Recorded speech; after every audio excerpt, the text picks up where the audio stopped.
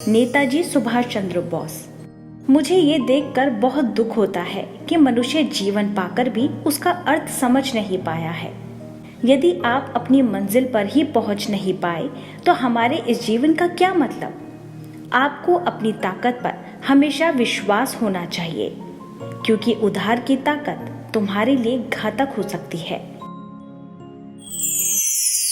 सुभाष चंद्र बोस के बारे में हम सब जानते हैं कि वह अंग्रेजों के चंगुल से भाग करके रशिया पहुंचे, फिर जर्मनी भी गए और उनका अपना एक सपना था कि भारत को आजाद करना है। और उनको यह था कि भी हिटलर से कुछ मदद मिल सकती है तो उनको हिटलर को भी मिलना था और अपनी जो बात थी वो बतानी थी। तो हिटलर को मिलने की अपॉइंटमेंट मिल गई। फिर जब हिटलर सामने आए तो उन्होंने हाथ मिलाते हुए कहा, हेलो मैं हिटलर हूं। तो सुभाष चंद्र बोस ने कहा, नहीं मुझे तो हिटलर को मिलना है। तो उसको आश्चर्य हुआ, वो वास्तव में हिटलर का डुप्लीकेट था।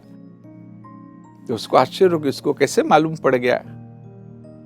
तो वापस अंदर गया। फिर दूसरा व्यक्ति आया, उसने भी आकर के कहा, हाथ मिलाया, कहा हेलो मैं हिटलर हूं। तो तब इसको भी देख करके उन्होंने कहा, नहीं मुझे आपसे नहीं, मुझे तो हिटलर से मिलना है। तो फिर से उसको आश्चर्य हुआ, वो भी हिटलर का डुप्लीकेट था कि इसको कैसे मालूम पड़ा। ऐसे ही तीसरा भी व्यक्ति आया सामने, उसने भी खुशी से उनसे मिले, तब भी कहा कि नहीं मुझे तो हिटलर से मिलना है। वह भी वापस गया।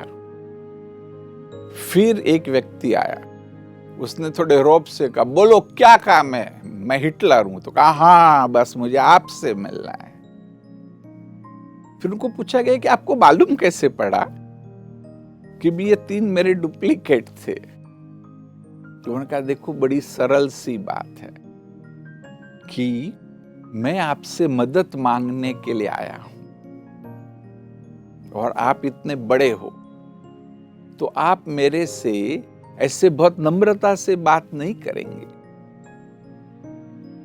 तो इससे मैंने आपके बारे में भी सुना था। तो जब आपके डुप्लीकेट्स ने जिस प्रकार से मेरे से बात की, उससे ही मैं समझ गया कि आप नहीं हो।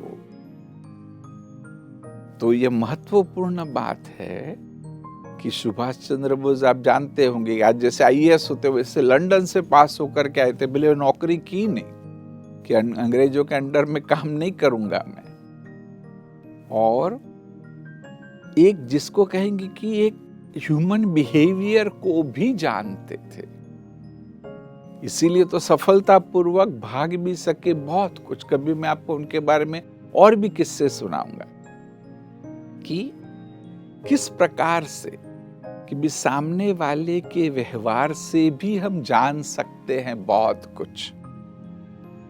तो क्योंकि सुभाष चंद्र बोस में यह खूबी थी, तो जिसके कारण भल हम मानते हैं कि वो पूरे सफल नहीं हुए। गांधी जी ने भी उनको कहा था कि भल हमारे रास्ते अलग अलग है, परंतु आपके रास्ते से भी आजादी मिल जाए तो आपको मैं कांग्रेचुलेशन कहने वाला सबसे पहला व्यक्ति रहूंगा।